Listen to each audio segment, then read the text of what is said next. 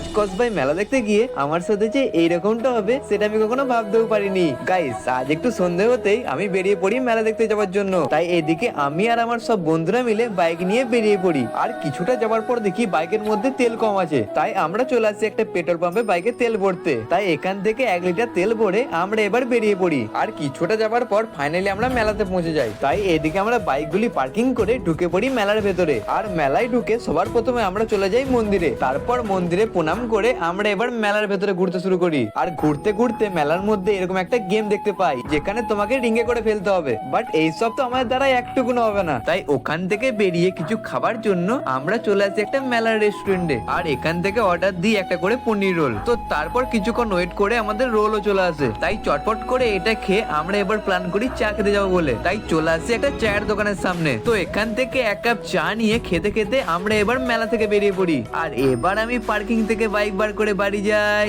তোমরা আরো মিনি ব্লগের জন্য সাবস্ক্রাইব করো। বাই।